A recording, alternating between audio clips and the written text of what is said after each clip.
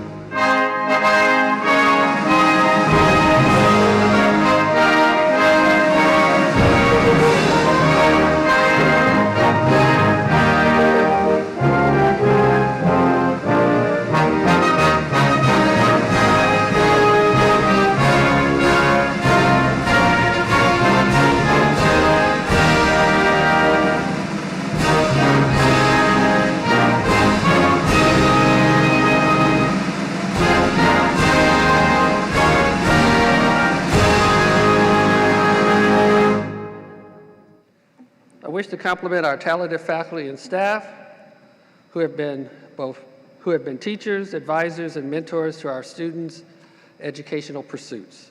You are equal partners in today's celebration.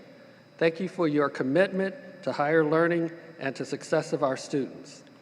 At this time, it is my pleasure to introduce the Chairperson of the Faculty Senate, Dr. Jessica Shocker.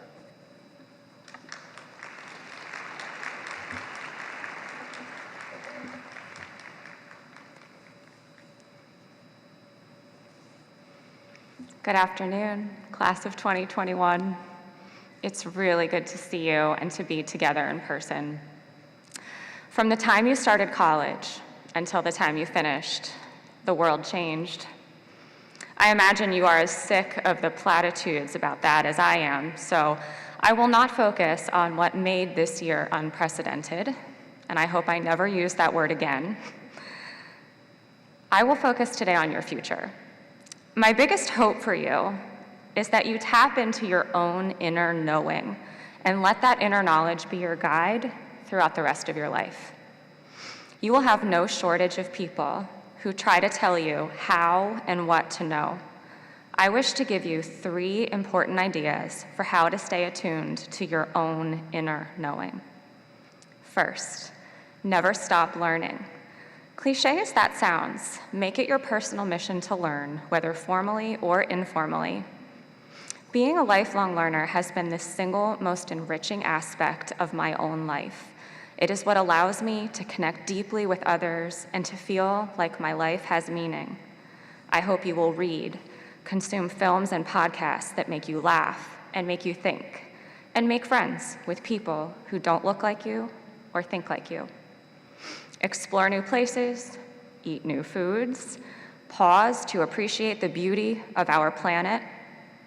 The more you learn about the world around you and connect with the diverse people, the truer your inner knowing can be. Second, question and get to know your reflexes. When you feel a strong emotional reaction to something, such as the latest viral controversy, stop and ask yourself, where is that reaction coming from?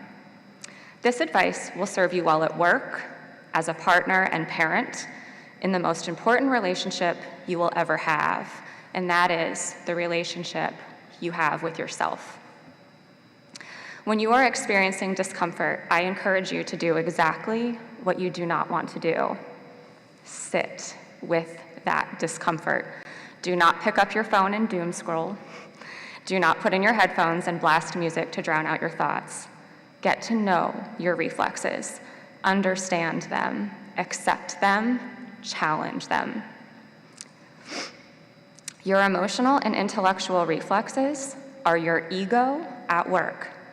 I often tell my students to think of their ego as a miniature version of themselves, a little mini me hovering above your shoulder, shouting into your ear, narrating your life. Try this. Take that ego, hang it up on a hook. You can always pick it back up if you want to. Watch what happens when you allow yourself to sit with what makes you uncomfortable. Spoiler alert, that's when you will grow. Finally, do not get too busy.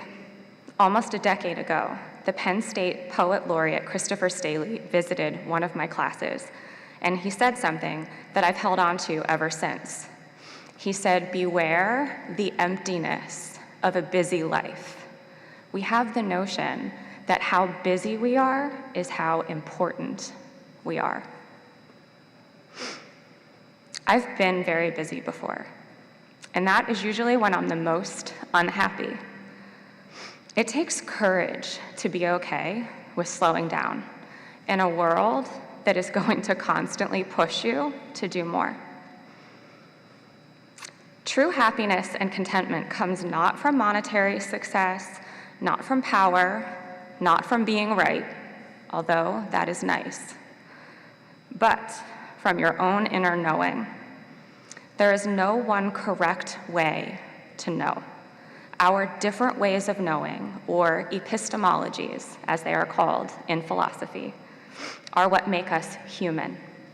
If we all knew everything in the same way, life would be quite boring. I hope that you find the quest for knowing as exciting and satisfying as I do. So as I say goodbye and good luck to the class of 2021 on behalf of your faculty here at Penn State Berks, I encourage you to learn forever, to question your reflexes, and don't get too busy. Thank you, and congrats. Thank you, Dr. Crawford, for those inspiring words. And thank you for your excellence as a professor, but also the wonderful and outstanding work that you've done as a leader. We really appreciate all that you do. Thank you very much. Now it is my pleasure to introduce our student marshal, Caitman Pasquarella.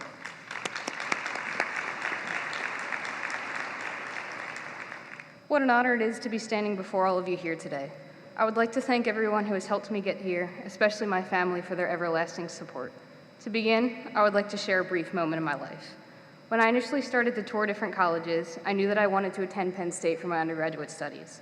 Many of my family members had graduated from Penn State, so you can say I bleed blue and white just like many of you. I was not ready for University Park, so a Commonwealth campus is where I wanted to start. Besides Berks, I toured one other Commonwealth campus.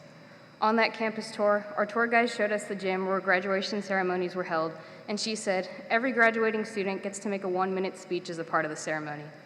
Me, being an anxiety-ridden 17-year-old with an extreme fear of public speaking, thought, well, there's no way I'm ever going to do that. 3 years later, here I am, standing in front of all of you today. You may ask, what has changed for me during my time here at Penn State Berks? Well, I feel it is the professors, faculty, and fellow students that have touched my life and given me the confidence to pursue my dreams. Dr. Bill Zakowicz taught me not to stress the little things and helped me find my passion in teaching. Dr. Ike Shibley shared the importance of learning something new every day and not being afraid to make mistakes. All my friends helped keep my spirits up and gave me a good laugh. All the students that I mentored gave me the confidence in my ability to help students learn and be less afraid to speak in front of people. I know that years from now, while I may forget the steps to the citric acid cycle, sorry, Dr. Shibley, I will never forget the way that these people and so many others in this campus have influenced my life in so many positive ways. I'm sure all of you can recall a faculty member or fellow student who has helped you become the person you are today. Our Berks community has taught us to be strong and take a leap of faith within ourselves. All this shows is how much college has changed you and me. College is rough. I'm sure we can all relate to that. With the late night study sessions, prioritizing multiple assignments, and facing countless other obstacles, we were stressed, overwhelmed, and tired. Our college experience was especially difficult due to COVID-19 and the global pandemic. We all had to experience an entirely different way of learning through Zoom classes and social isolation. We faced adversity head on, we persevered, we adjusted, we made it to the end. We also made many beautiful memories and had the opportunity to learn from a diverse group of individuals. Getting through all of this has proven that we are stronger than we knew we were.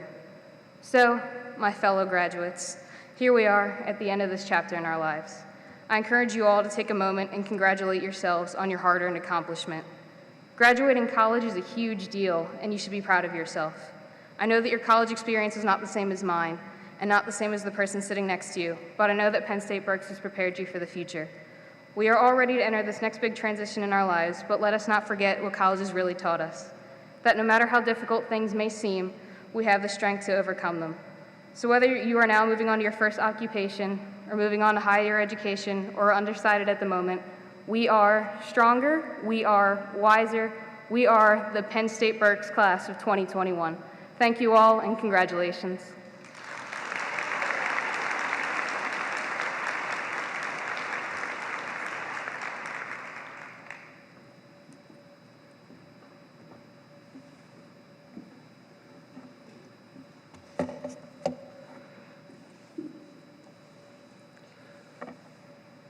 Thank you, Caitlin. Wow. See, when you get a degree from Penn State Berks, that's what you're able to do. So if you haven't done it already, come on and join us. Thank you, Caitlin, for those inspiring words and for being an inspiration to all of us. One of the special times of year for a college is commencement. It is a celebration of the past and the future. I can't count the number of commencements I have participated in, but I can tell you every one was special, especially when you step on the stage as a student and exit the stage as an alumni. Thinking of that helped me with the title of my commencement address, Climbing Mountains. Mountains have always been a part of our existence. Where did they come from? What lives on them? How do we get around them, go over them, and eventually go through them? Answers that we now know that earlier generations had to explore to find those answers. We know the names of mountains around the world, like Mount Everest and Mount Penn, to name a few. People know the song, Go Tell It on the Mountain. Why the mountain? Because it was the highest point to tell as many people as possible. How about America the Beautiful? For purple mountain majesties above the fruited plain. Or the song that maybe some of you were listening to on your way here, Ain't No Mountain High Enough. And Dr. King talked to us about mountains in his I Have a Dream speech, including, let freedom ring from the mighty mountains of New York, let freedom ring from the heightening Alleghenies of Pennsylvania. But not only that, let freedom ring from Stone Mountain of Georgia, and let freedom ring from Lookout Mountain of Tennessee. The symbolism of mountains has played an important role in our history, literature, and cultures. You had a mountain to climb working towards your degree. You needed equipment to climb that mountain. You had books, computers, classes, professors, peers, family, and friends. And you had the fortitude and intellect to keep going. You did all of this while working, volunteering, caring for family, and dealing with some of the other challenges of your particular life. But you kept climbing, and now you're standing on top of that mountain with a voice loud enough for all to hear. You made it. Rejoice in your accomplishment. While you're on the mountain, look around, take in the view, see further than you've ever seen before. And while you're up there, look at what is below. Why do these things? Because as Dr. Ben Orr said, no one can dwell on the mountaintop for long. The air there is too pure and unreal.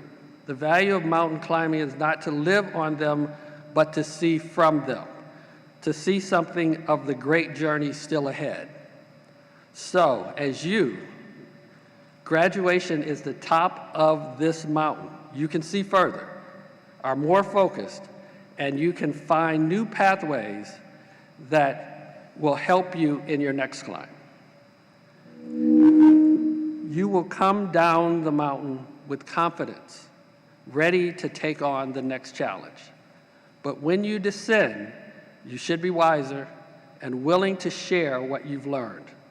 Don't stay on that mountain because you will have other mountains to climb. Besides, there's plenty of work down here. And at Penn State Berks, we are counting on you to lead. Congratulations on your climb, and never forget, we are Penn State. Thank you.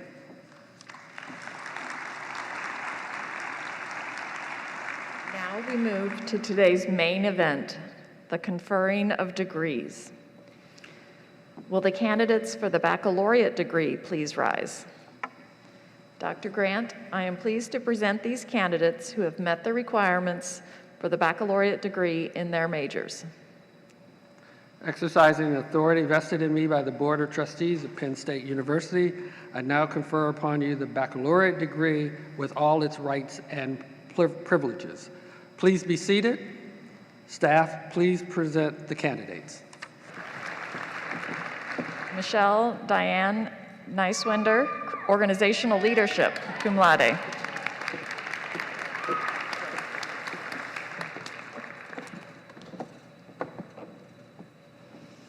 Leslie Olander, Organizational Leadership.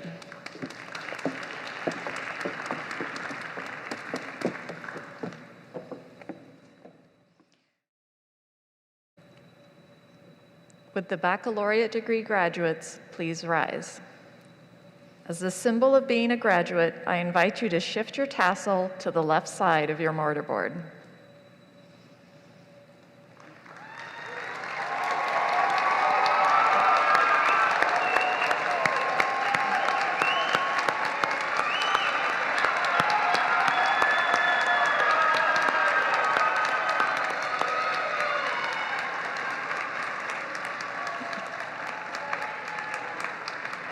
You may be seated.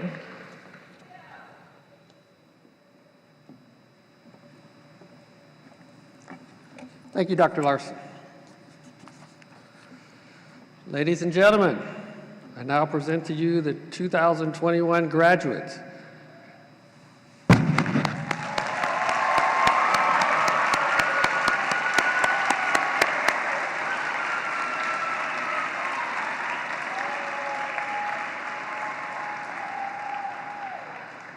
Graduates, congratulations on this special day for this wonderful achievement. You accepted an academic challenge and you have succeeded. You should be very proud. You have the love and encouragement of family, parents, friends, spouses, and an understanding and supportive employers. Therefore, graduates, I invite you to recognize and applaud your supporters.